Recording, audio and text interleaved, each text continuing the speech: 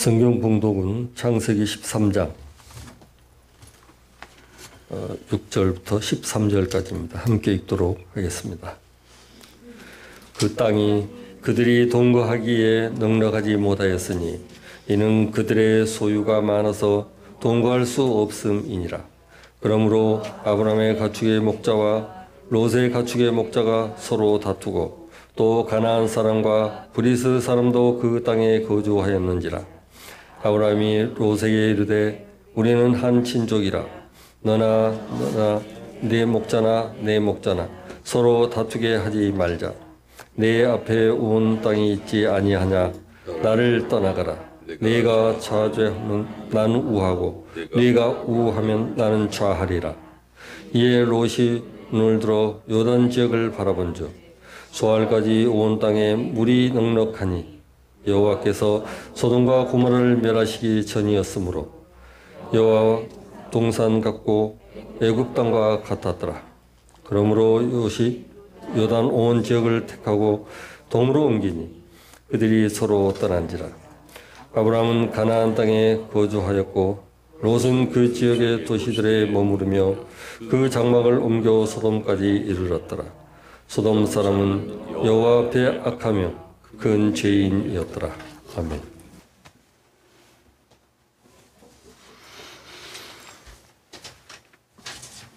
오늘 날씨가 좋아서 그런지 다들 너무 많이 안 나오셨습니다.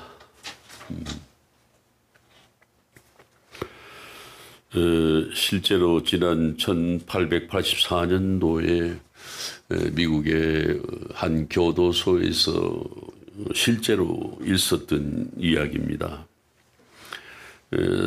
사형수가 사형 집행을 앞두고 신문 한 장을 손에 쥐고 대단히 오열하면서 슬피 울었습니다. 그래서 간수가 이상히 여겨서 물어봤습니다. 왜 그렇게 슬피 우느냐고. 그랬더니만 신문을 보여줍니다. 신문에는 그 제1면 머리 기사에 이렇게 있었어요. 미국의 제22대 대통령 클리브랜드 취임이라는 그런 큰 글씨가 제목으로 나와 있었습니다. 그 간수가 사형수에게 자초지정을 얘기해 보라고 하니까 이 사형수가 고개를 떨구면서 얘기를 시작합니다. 클리브랜드와 나는 대학교 동창이었습니다. 그런데 어느 날 수업을 마치고 나오다가 교문을 나서는데 근처 교회에서 종소리가 우렁차게 울려 나왔습니다. 그래서 클리브랜드가 자기에게 속삭였습니다. 우리 교회에 안 가겠니라고. 그래서 자신은 교회에 가지 않겠나라고 거절하고 클리브랜드는 교회로 가고 자신은 학교 근처에 있는 선술집으로 달려갔습니다. 결국 클리브랜드는 교회로 자신은 여흥을 즐기기 위해서 선술집으로 갔습니다. 그리고 그 둘의 운명은 극명하게 갈라집니다. 클리브랜드는 그날 이 새 삶을 다짐하는 계기를 맞았고 다른 친구는 계속해서 환락의 깊은 구덩이로 빠져들기 시작했습니다. 그래서 두 사람의 인생은 세월이 흐르면서 완전히 달라졌습니다. 그냥 한 잔 술에 그친 것이 아니고 환락을 쫓아서 살았던 것이죠. 그날 교회 종소리를 경건한 하나님 나라의 초청으로 들었던 이 클리브랜드는 대통령이 됐습니다. 그러나 그것을 환락의 유혹의 소리로 들었던 친구는 사형을 앞두고 있습니다. 사형수가 된 이 친구는 오열했지만은 이미 때는 늦고 말았다. 순간의 선택이 갈라놓은 인간의 희비가 극명하게 갈라지는 그런 무서운 끔찍한 얘기가 되지 않겠냐 하는 것이죠. 순간의 선택이 일생을 좌우한다라는 아주 평범한 얘기가 있는데 실은 알고 보면은 대단히 무서운 얘기라는 것입니다. 인간은 언제나 크고 작은 이 선택을 하면서 살아갑니다. 그리고 이 선택을 통해서 과거와 현재라고 하는 시제가 그 결과가 존재를 하게 되는 것이죠.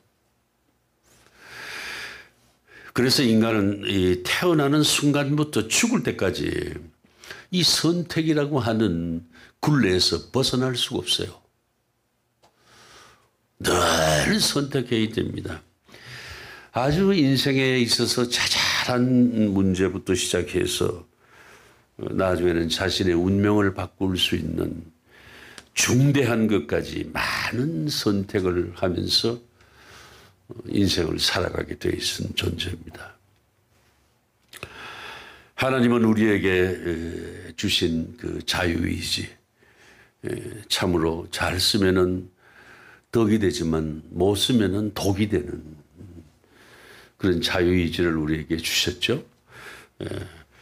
그러나 이 자유의지를 지녔기 때문에 인간에게는 이 선택이 불가피한 일입니다. 어느 것 하나를 선택하면 동시에 하나를 포기해야 되는 그런 조건이 붙었죠. 또 선택한 길을 가는 것에는 기대도 많지만 동시에 책임과 근심, 걱정이 뒤따른다는 거예요. 결과를 알 수 없으니까요. 그래서 선택은 자유지만 그 결과는 순전히 내 책임으로 남아서 그게 때로 운명이 되고 그게 내 삶이 된다는 것이죠. 그래서 어떤 것을 선택하느냐, 어떤 것을 늘 선택하느냐에 따라서 내 삶이 결정이 되고 내 운명이 결정이 된다. 오늘도 교회를 나가야 되겠다고 선택하신 분도 있고 오늘 날씨가 화창하니까 야외로 나가 놀아야 되겠다 하는 사람도 있습니다. 그러나 교회에 나오신 분은 생명의 말씀을 듣고 자신에게 또 다른 기회가 생기지만 교회에 나오지 않는 분은 그대로 순간의 희열에 빠지고 환락에 빠져서 어쩌면 자신이 습관화되면은 영영 교회를 못 찾을지도 모른다는 그런 우려와 근심, 걱정거리가 생긴다는 겁니다. 여러분 오늘 이 자리에 나오신 여러분은 참 선택 잘 하셨습니다. 이건 제 말씀도 아닙니다. 하나님께서 아마 너희들 선택 참 잘했다. 내가 괜히 자유의지를 너무 넓게 줘서 그냥 내가 내 자녀를 잃어버리는 경우가 되지 않냐. 지금 근심하고 계실 거라고요. 따라합시다. 나는 오늘 좋은 선택을 했다. 그렇게 아시기 바랍니다, 여러분. 이 프랑스의 실존주의 철학자인 이 장볼 사르트르 여러분 잘 아실 겁니다. 이렇게 말합니다. 사람은 이 세상에 아무렇게나 던져진 존재다. 그가 어느 길을 가거나 자유하다. 그러나 그 선택의 책임을 져야 한다라고 말하고 그리고 이렇게 얘기합니다. 삶이 힘든 것은 계속되는 선택과 책임이 강요되기 때문이다. 선택만 하고 책임을 안 지면은 얼마나 홀가분하겠어요. 마음대로 이랬다 저랬다 하고 살 수 있습니다만은 그러나 선택은 자유지만서도 그 책임이 내게 있다. 너 책임져라 라고 하는 그 강요 때문에 삶이 괴롭다는 것이죠. 힘들다는 것입니다. 그리고 이 선택은 또 여러분 잘 생각해 보세요. 야누스처럼 두 얼굴을 가졌습니다. 이 생각해 보면은 정말 사소한 일이 우리 삶의 궤적을 통째로 바꿔버리는 것을 우리가 볼 수 있어요. 예를 들면은 흔히 남녀의 경우 작은 오해가 불씨가 돼서 이별을 하거나 파국을 불러일으키지 않습니까? 요즘 이혼 창구에 가보면요, 그 판사들이 얘기하는데 아주 작은 오해나 아주 작은 고집이나 아주 작은 이해가 불씨가 된다는 거예요. 그 참 안타까워하는 것을 볼 수 있습니다. 또 무심코 내가 괜찮을 거야라고 저지른 신호위반이 생사를 가릅니다. 여러분 한번 요새 보세요. 맨 인 블랙 박스인가 그런 프로도 있는데 보니까요, 그냥 까딱 잘못하면 생명이 날아갑니다. 그 다음에 또 우리 주변에 많이 있지 않습니까? 보증 서류에다가 도장 한번 잘못 찍었는데 평생을 채무자로 살아야 됩니다. 그 채무의 나락에서 빠져들어가지고 가정이 파탄을 맞는 경우 얼마나 많습니까, 여러분? 그러고 보면은 세상사 정말 사소한 일이라고 생각됐던 그것이 사소한 게 아니더란 말이죠. 그래서 이 세상에는 사소한 일이란 아예 없다. 이렇게 아시면 된다는 겁니다. 여러분, 어떤 행위나 말이든 간에 인가와 응보의 사슬을 가지고 있다. 인가와 응보의 사슬을 가지고 있다. 이것을 정말 잊어서는 안 됩니다. 뭔가 시작했으면 결론이 따르게 마련된다는 거죠. 그래서 사람들은요, 영어로 얘기하면 if I were, I wish라고 얘기하는데 내가 만약 어떻게 됐더라면 이렇게 사실이 아닌 것을 임시로 설정을 해보는 가정을 즐거워합니다. 가정. 예를 들면은 어떻게 했더라면 어떻게 하지 않았더라면 하고 이제 후회 섞인 그런 가정을 즐깁니다. 다소 위안이 될지는 몰라도 현실을 바꿀 수는 없는 것이죠. 내가 그때 그 사람을 만나지 않았더라면, 내가 그때 이 도장 한번 찍지 않았더라면 하고 가정을 해봅니다. 그러나 현실은 엄연히 현실인 것이죠. 이 세계를 바꾼 역사적인 사건을 다룬 서적이 곧잘 베스트셀러에 올라오는 이유가 바로 여기에 있습니다. 자, 이럴 겁니다. 클레오파트라의 코가 1인치 낮았더라면은 세계의 역사가 바뀌었을 거다. 하나마나한 소리지만 이 가정을 즐겨한다는 거죠. 왜냐하면 선택에 대한 결과가 너무 무섭고 끔찍스러우니까.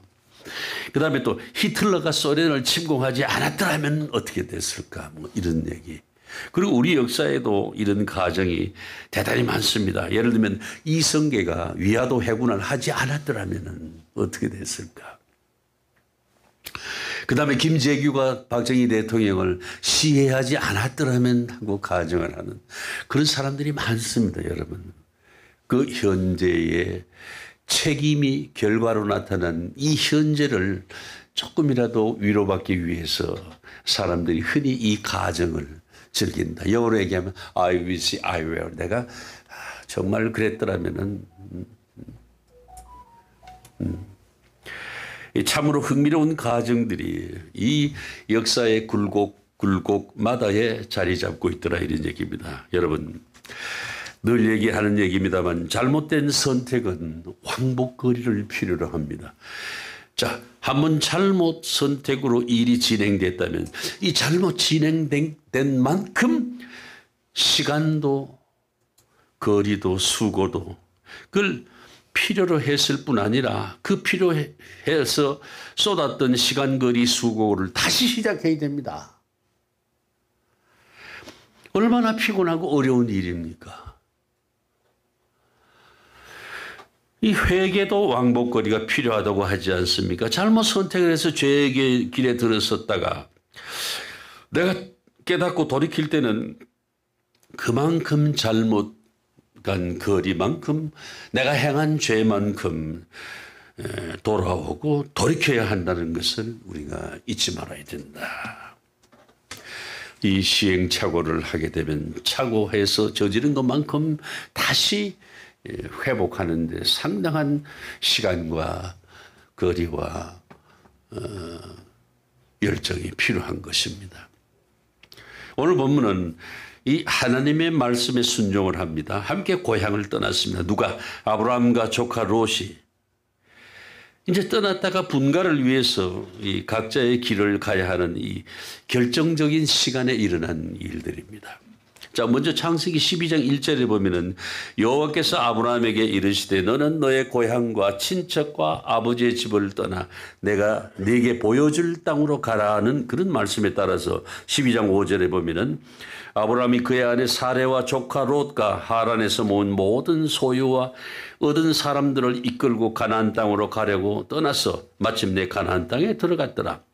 이 가나안 땅에 도착한 아브라함과 롯은 많은 재산과 종들을 누렸습니다. 또 가족 또한 늘어났습니다. 그래서 이제 마침내 한 집 살림이 너무 버거워지고 복잡하니까 막 시비도 있고 해서 이 분가를 해야 될 시간이 됐다는 말이죠. 그래서 본문 13장 9절에 보니까 본문 13장 9절을 좀 띄워주시죠. 자, 한번 낭독해 보시기 바랍니다. 봉독해 보시기 바랍니다. 자, 시작.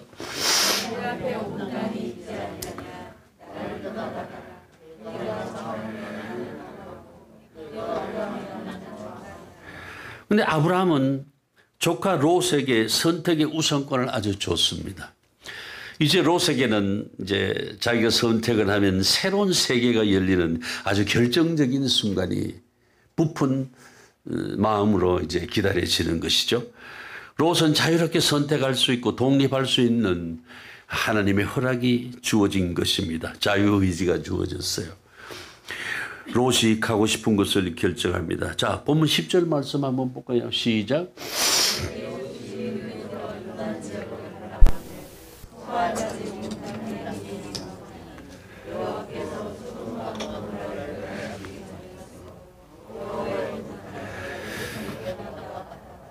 이 롯의 눈에 보인 것은 물이 풍부한 것만 보였어요. 그래서 생각해 보니까 여호와의 동산처럼 아주 아름답게 보였습니다. 그리고 자기가 살던 애굽 땅의 풍요로운 곳처럼 보였다는 것이죠. 그래서 소돔과 고모라를 향해서 동쪽으로 길을 잡고 걸음을 한 발, 두 발 옮겨갑니다. 그러나 롯은 여기서 결정적인 실수를 하게 되는 것이죠. 이 롯이 선택한 그 기준이 잘못됐다는 거예요. 자, 선택 기준이라고 하는 것은요, 그 사람의 철학이면서 운명이 되는 것입니다. 여러분, 참으로 중요합니다. 내가 어느 것을 보고 선택하느냐, 어떤 점을 보고 선택을 하느냐, 이것이 참 중요한 것이죠. 요즘 젊은 애들 보면은 참 외모지상주의라서 외모만 보고 고릅니다. 그래서 요즘 젊은 사람들의 이혼율이 과거보다 훨씬 1.7배 이상 높습니다. 그 속을 모르는 것이죠. 겉만 번들을 하면 좋다는 겁니다, 여러분. 그 선택 기준이 그 사람의 철학이고 운명인 것을 우리가 깊이 생각해야 된다. 롯은 보았습니다. 물이 풍부한 그곳을 선택을 했습니다. 이 본다는 문제 참으로 중요합니다, 여러분. 하나님께서 처음 사람인 아담과 하와에게 에덴 동산을 주셨습니다. 아주 낙원을 예비해 주셨어요. 그리고 한마디 하십니다. 너 동산 중앙에 있는 선악을 알게 하는 나무의 열매는 먹지도 말고 만지지도 마라. 이렇게 신신당부를 합니다. 그런데 사람은 이상하게 100가지를 주고 한 가지 하지 마라 그러면은 그 한 가지를 꼭 하고 마는 성격이 있다란 말이죠. 아주 못된 성격이 있어요. 이 길에 가다 보면은 잔디가 있습니다. 그 잔디밭에 들어가지 마세요 하는 그 팻말을 보고 꼭 들어가고 싶어진다 이런 얘기예요. 왜 그런지 아세요? 욕심입니다. 욕심. 그러나 창세기 3장 6절에 보니까 여자가 그 나무를 본즉 먹음직도 하고 보암직도 하고 지혜롭게 할 만큼 탐스럽기도 한 나무인지라 여자가 그 열매를 따먹고 자기와 함께 있는 남편에게도 주매 그도 먹은지라. 큰일 났습니다. 이 뱀의 꼬임에 넘어간 아담과 하와는 선악과를 따먹고 눈이 밝아져서 보니까 자기들이 벌거벗은 게 보이더란 말이죠. 그리고 선과 악이 무엇인지를 알게 되더라. 그래서 죄를 짓기 시작합니다. 불순종과 수치와 거짓의 죄를 짓게 되는 것이죠. 여러분, 롯은 보았습니다. 보고 선택했습니다. 눈을 들어 요단들을 보니 넉넉한 물만 보였습니다. 즉 살기에 필요한 자원이 풍부한 것이라 여기서 선택을 했습니다. 롯의 선택 기준은 보는 것이어서 겉모습만 볼 뿐이었습니다. 그 속에 감추어진 죄성과 도덕성은 도대체 보질 못했다는 겁니다. 여러분. 여러분 회사에 입사할 때 젊은 사람들이 자기 소개서 씁니다. 그런데 그거 뭘 보는지 아세요, 여러분? 이 사람의 인격, 속인격이, 속의 도덕성이 어떤지를 봅니다. 그래서 이력서에 보면은 이력서만 낼 때도 보면 거기에 종교란이 있어요. 그 기독교라고 쓰고 불교라고 씁니다. 왜 그런지 아세요? 그 종이 한 장 가지고 사람을 그냥 사람 앞에 놓고 면접 시간에 알 수가 없는 것이죠. 그래서 그 이력서에 종교란이 있고 그 자기소개서가 있는 것입니다. 짧은 시간 안에 이 사람을 판단을 해야 되기 때문에 다시 말하면 이 사람의 속을 알기 위해서 이력서 안에 그러한 공란이 있고 자기소개서 형식을 빌어서 알려고 하는 것이다 이런 얘기죠. 무엇을? 이 사람이 속이 어떤지, 인격이 어떤지, 성품이 어떤지, 가정의 내력은 어떤지.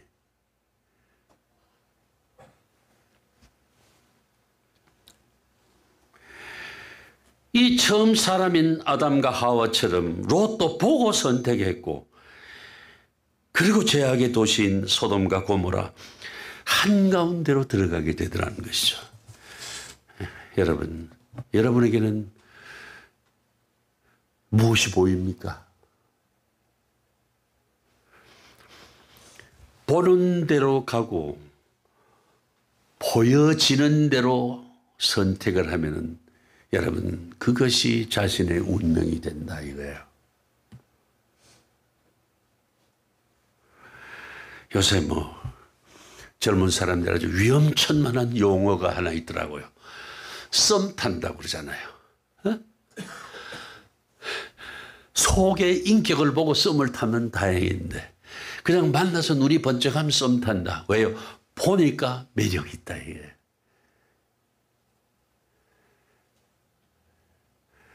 대단히 무서운 현상입니다, 여러분. 사람은 보고 듣는 대로 동화되고 변화되게 돼 있습니다.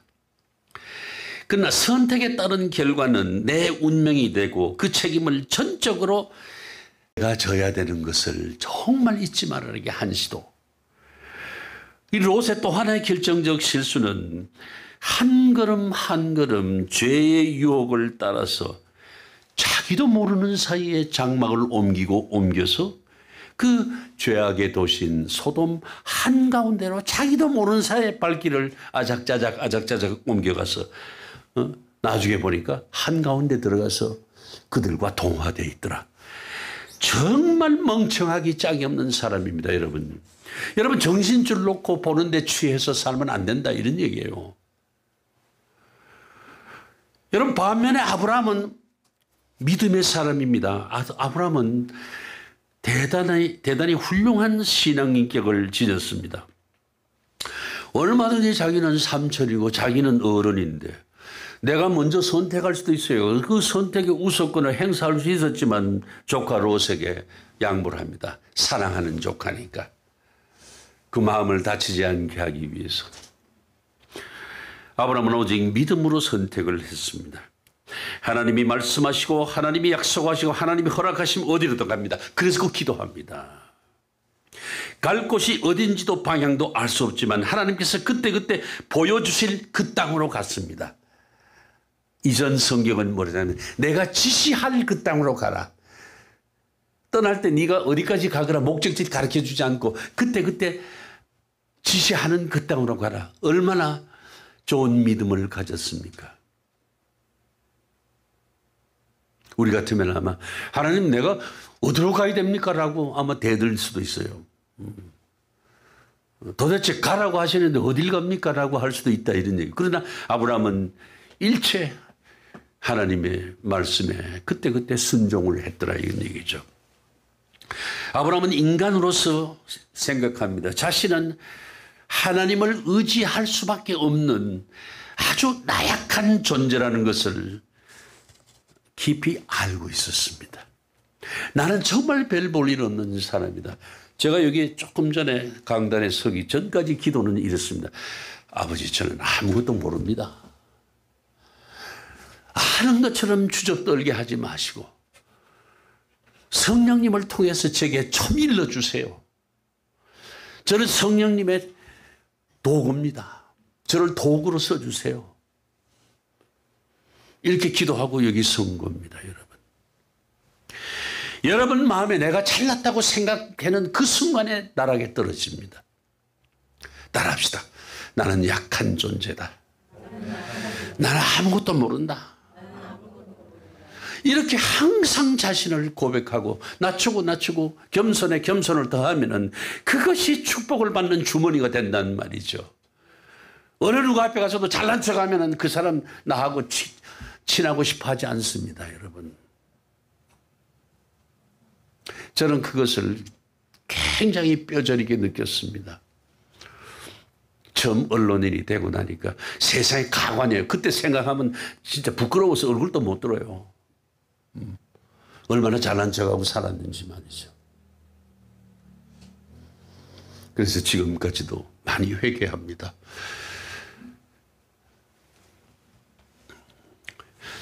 여러분 유명한 파스칼에 저어서 팡세를 아실 겁니다.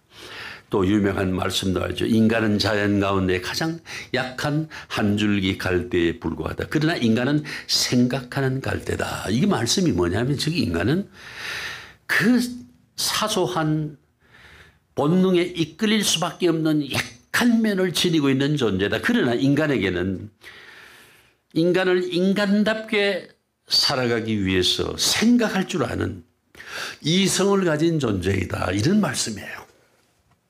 파스칼은 더 나아가 이렇게 말합니다. 더 중요한 것은 이성을 넘어서는 것이 있음을 내가 인정하는 것이다. 내 이성이 다가 아니다.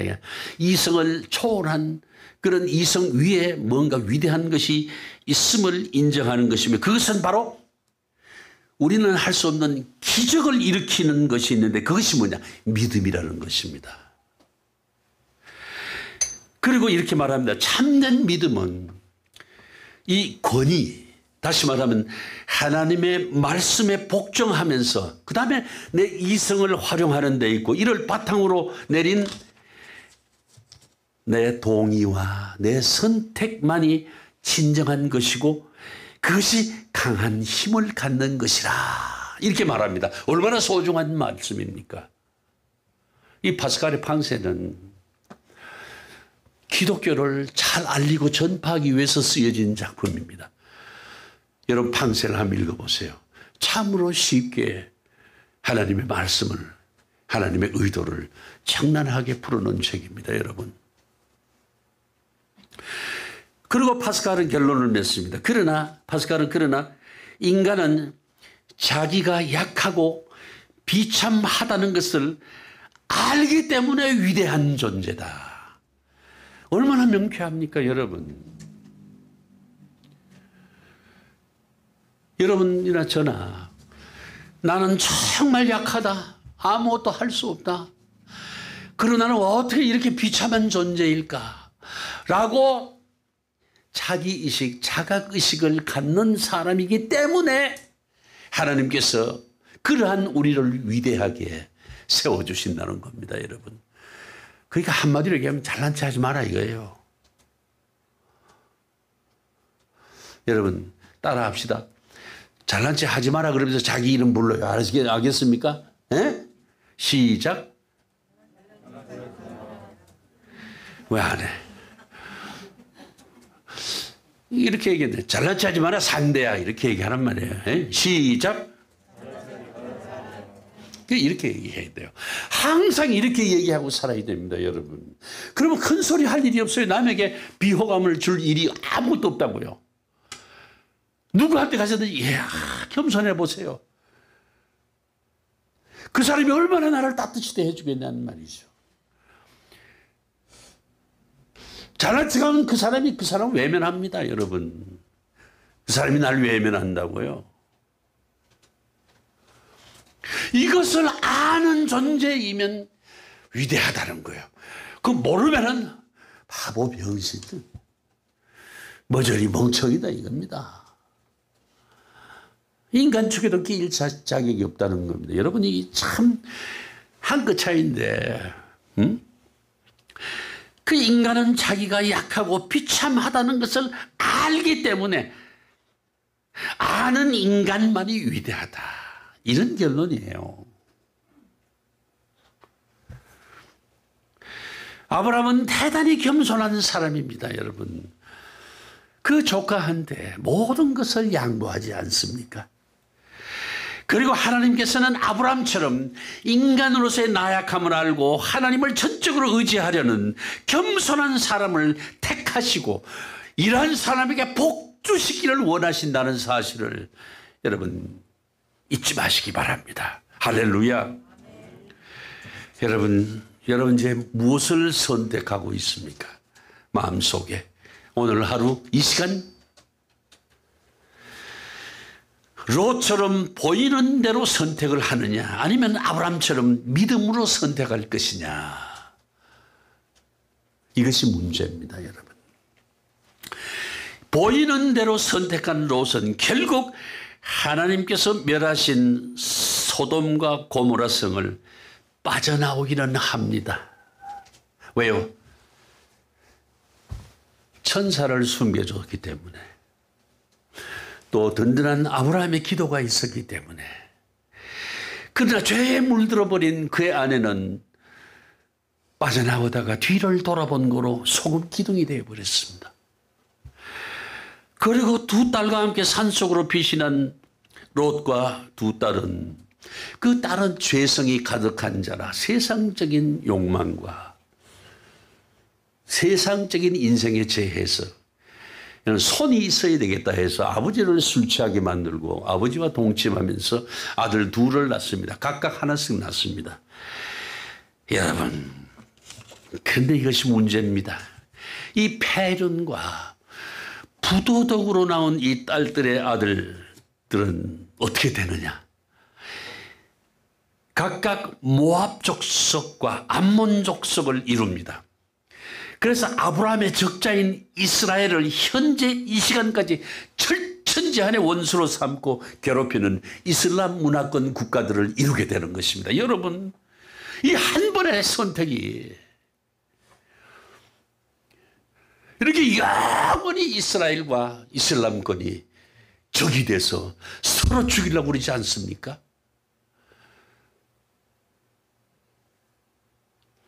그 죄성에 물든 그 두 딸들의 그 한 번의 선택이 이렇게 엄청난 역사의 소용돌이를 만들었단 말이죠.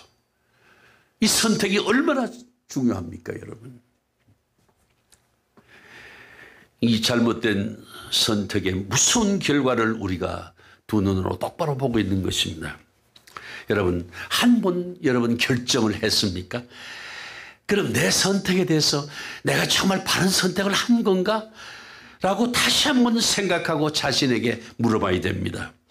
또 그 내가 내린 선택을 비판을 해야 됩니다. 그리고 그 선택을 확인해야 됩니다. 여러분. 외국 갈 때 비행기 티켓을 컨펌한다 그러지 않습니까? 확인하는 겁니다. 그리고 리컨펌한다. 한 번 더 확인하는 것이죠, 여러분. 그래서 우리가 흔히 얘기하잖아요. 아는 길도 물어가라. 돌다리도 두들겨보라. 그리고 외국의 팝송이 있지 않습니까? Think twice. Think twice. 네가 행동하기 전에 꼭 2번 생각하라. 이렇게 말하지 않느냐 이거예요. 여러분, 일찍이 공자님이 이 선택의 어려움을 이분도 토로하면서 이렇게 말했다고 합니다. 자, 잘 들으세요. 2번, 딱 2번이니라. 한 번 생각으로는 경솔하기 쉽고 3번에 이르면 이해관계에 얽히느니라. 딱 2번만 생각하라 이겁니다. 얼마나 소중한 말씀이에요. 저는 이 말씀 찾아보고 깜짝 놀랐습니다. 왜요?